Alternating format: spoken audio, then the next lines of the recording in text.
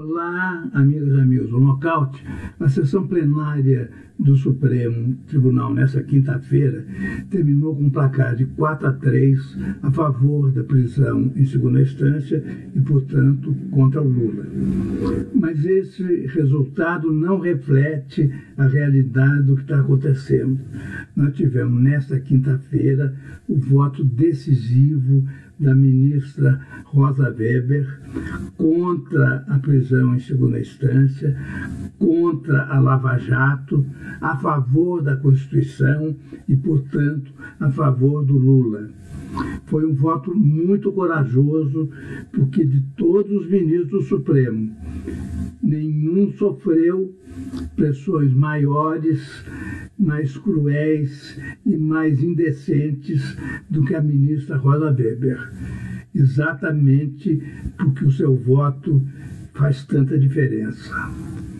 Ela trazia, desde o ano passado, em seu espírito, o voto que deu negando habeas corpus ao Lula quando ele foi condenado, ou melhor, quando ele teve a condenação confirmada pelo Tribunal de Porto Alegre.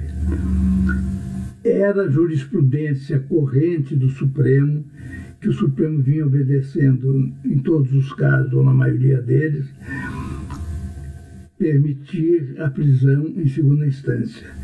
Então, em respeito ao princípio da colegialidade, Rosa Weber votou contra o habeas corpus ao Lula, ressalvando que mantinha a sua opinião original, que manifestaria tão logo o tribunal julgasse o mérito dessa questão da prisão em segunda instância.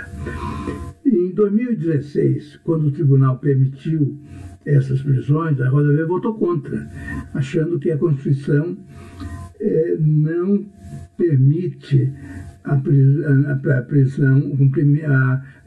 a execução da pena condenatória enquanto não esgotados todos os recursos à disposição do réu, enquanto, portanto, a sentença não passar em julgado. Em 2016 ela votou assim, de acordo com a Constituição. Agora, no ano passado, quando do habeas corpus do Lula, ela disse que o habeas corpus não é meio próprio de firmar uma nova tese constitucional. Quando houver a oportunidade de se discutir o mérito da questão dessas prisões, eu vou votar. Então, na expectativa do voto dela a favor da Constituição e contra a Lava Jato, as pressões foram enormes. E ela votou de maneira corajosa, de maneira lúcida. Foi um voto brilhante, um voto que honrou a carreira da ministra Rosa Weber, porque ninguém como ela sofreu tantas pressões para se manifestar em sentido contrário e para dar todas as permissões que a Lava Jato entendeu de querer. Então, até agora, existem 4 votos a favor da prisão em segunda instância. São os votos do ministro Alexandre Moraes, do Fachin, do Roberto Barroso e do Luiz Fux. E tem 2 votos contra a prisão em segunda instância. Os votos do relator, o ministro Marco Aurélio, e agora o voto da Rosa Weber. Falta ainda votarem a ministra Carmen Lúcia, que vai votar a favor deve votar a favor da Lava Jato e deve votar contra a Lava Jato, contra a prisão em segunda instância e, portanto, pela Constituição e a favor da libertação do Lula, o Gilmar Mendes, Celso de Mello e o Toffoli, o que daria um total de 6 votos a 5 contra a prisão em segunda instância.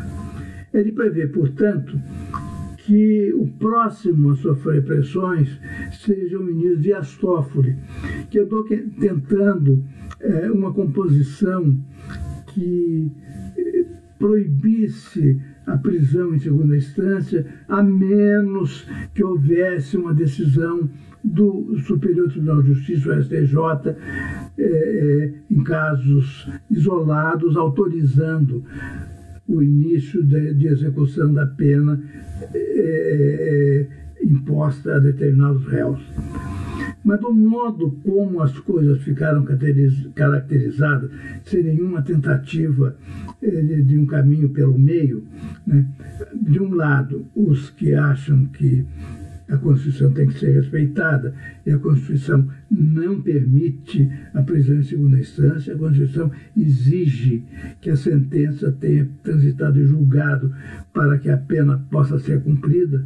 De outro lado, aqueles que, com grandes malabarismos verbais, dizem que não, a Constituição diz isso, mas na verdade ela não diz isso, ela diz outra coisa. Quer dizer, é um castelo de cartas que o soprão, o dedicadíssimo soprão da Rosa Weber derrubou na tarde dessa quinta-feira.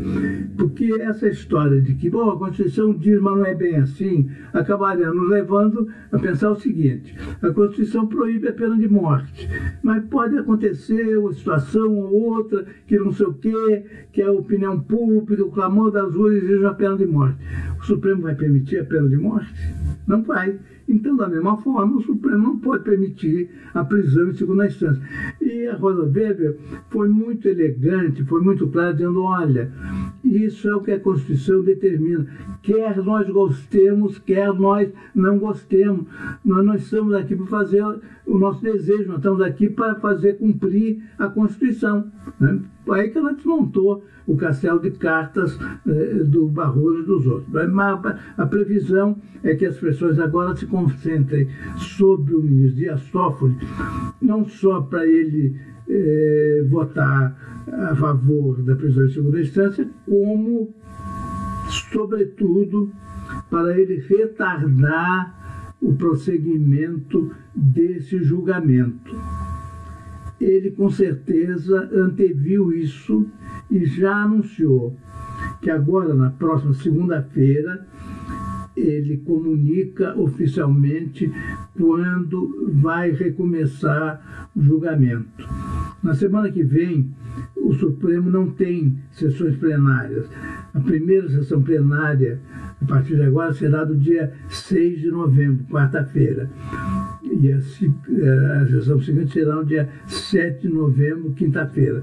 Então, o Toffoli prometeu que na segunda-feira anuncia se vai ser na quarta-feira 6 ou na quinta-feira 7 a continuação e a conclusão desse julgamento. Aí deve votar Carmen Lúcia, deve votar o Gilmar, o Celso de Mello e o Toffoli. Aliás, eu esqueci aqui de mencionar que o Lewandowski também votou na quinta-feira e votou, naturalmente, a favor da Constituição e contra a Lava Jato.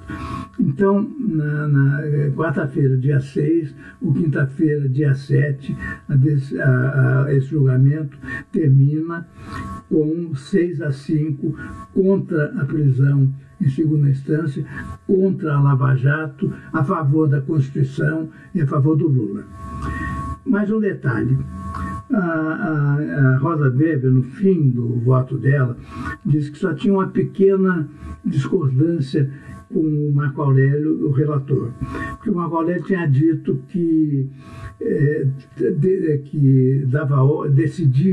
dava ordem para que fossem soltos todos os réus que estivessem presos por condenação em segunda instância, o que inclui naturalmente o Lula.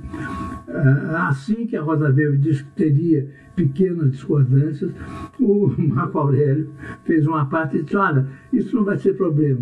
Se for necessário, eu dou um habeas corpus de ofício.